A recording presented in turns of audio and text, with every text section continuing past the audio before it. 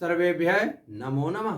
जय श्री राम। सज्जनों, आज हम एक अत्यंत गोपनीय प्रयोग बताने जा रहा हूं, जिस पर आप लोग विशेष ध्यान देंगे।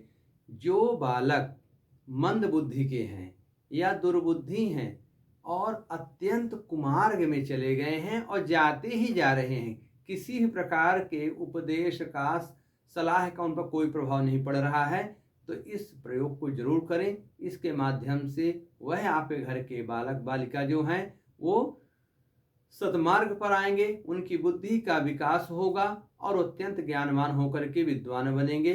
पढ़ाई लिखाई में बहुत आगे होंगे। जिनको याद ही नहीं हो रहा है, पढ़ाई में मन भी नहीं लग रहा है, पढ़ना भी नहीं चाहते हैं, ऐसे बालकों के लिए यह तो बहुत ही रामबाण प्रयोग है। महर्षि वाल्मीकि, वशिष्ठ, गोस्वामी तुलसीदास आदि जैसे परम गुरुओं ने इस विधि को पहले ही बता रखा था, तो हम लोग इसका लाभ लें। और दूसरा पक्ष ये भी है कि अगर वह बालक इस प्रयोग को नहीं करता है तो उसके लिए उसके माता पिता, उसके जो स्वजन है, परिजन है, वो भी कर सकते हैं। ये प्रयोग कब से करें, इसका मुहूर्त भी हमें देखना चाहिए, कब तक करें, कितना लाभ होगा।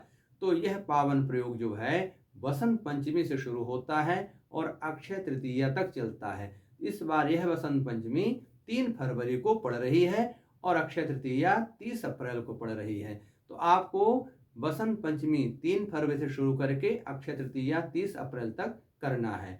और क्या करना है, एक माला उस मंत्र का जाप, 7 तुलसी के पत्ते भगवान को चढ़ाना है। भगवान का कोई भी अवतार की मूर्ति हो या फोटो हो, उस सब में आपका उतना ही पावनकारी होगा। और वो जो तुलसी के पत्ते हैं तो उसी बालक बालिका को खाना है, खिलाना है, जिसके लिए आप यह प्रयोग कर रहे हैं। और हो सके तो उसके नहाने के जल में 1-2 बूंद गौमूत्र डाल दिया करें या गंगा जल डाल दे, दोनों डाल दे तो अति उत्तम है। इसके प्रभाव से वो बालक बहुत सद्बुद्धि होगा और सतमार्ग पर आ जाएगा। तो इसमें जो जो महामंत्र हैं उनका प्रयोग करें। ये पावन श्री रामचरितमानस में वर्णित भी हैं।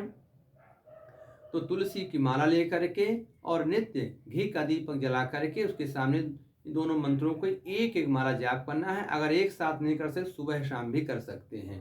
तो हाथ जोड़ करके इसका श्रवण कर सकते हैं, वाचन कर सकते हैं। भोजपत्र में लिख करके उस बालक के बैग में, कॉपी किताब के अंदर भी रख सकते हैं। उसके पढ़ने के स्थान पर कमरे में इसको लिख के लटका सकते हैं, जिससे उसकी दृष्टि उस पर हमेशा पड़ती रहे। इसके माध्यम से उस बालक में इतना परिवर्तन आएगा कि आप सोच नहीं सकते हैं।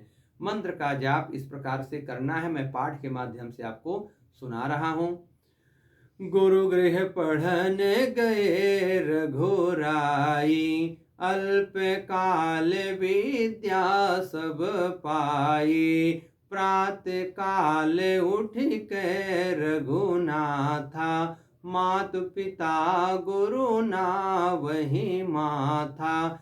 इन दोनों महामंत्रों को श्रद्धा विश्वास पूर्वक एक एक माला तुलसी की माला से जाप करने से आप उस बालक के जीवन में अपार परिवर्तन देखेंगे और वह सद्बुद्धि को प्राप्त करेगा और कभी भी किसी प्रकार कुमार्ग में, कुपंथ में नहीं जाएगा। अगले वीडियो में कुछ नई बातें लेकर के आएंगे। आपका जीवन भगवान कृपा से मंगलमय हो। जय श्री राम।